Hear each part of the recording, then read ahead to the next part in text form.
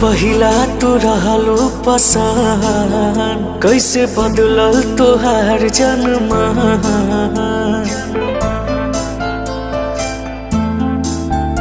हमर पहिला तू रहलो पसंद, कैसे बदलल तोहार जन्म। कौन बगिया के भइलू कलिया हो,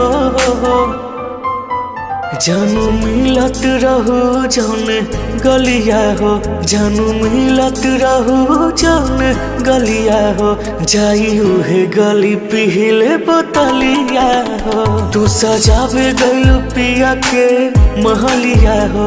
जाई उहे गली पिहिले बोतलिया हो।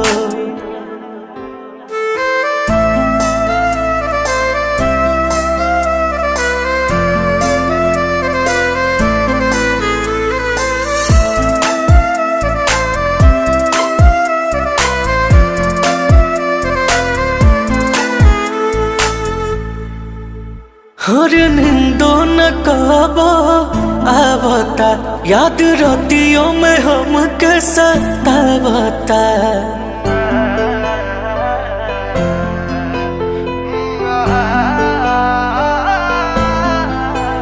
हर निंदो न कहबो आवता, याद रतियों में हमके सतावता। रोई रोई बिगड़ल बा हलिया हो,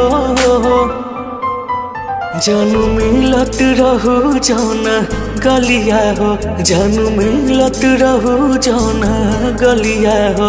जाई उहे गली पिहिले बोतलिया हो, सजावे गइलू पिया के महलिया हो। जाई उहे गली पिहिले बोतलिया हो।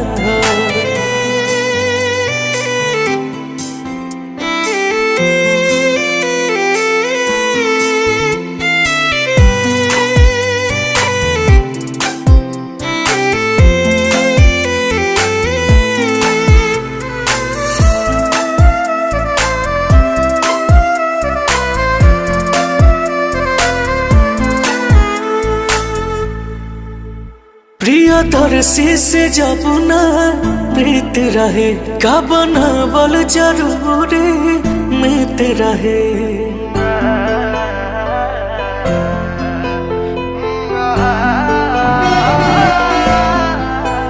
प्रियदर्शी से जब न प्रीत रहे, का बनावल जरूरी मित रहे।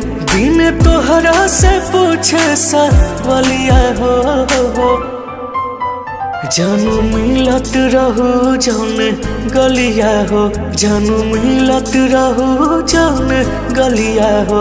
जाई उहे गली पिहिले बोतलिया हो, तू सजावे गइलू पिया के महलिया हो। जाई उहे गली पिहिले बोतलिया हो। पुरन का भुला न पावे न का के अइला से।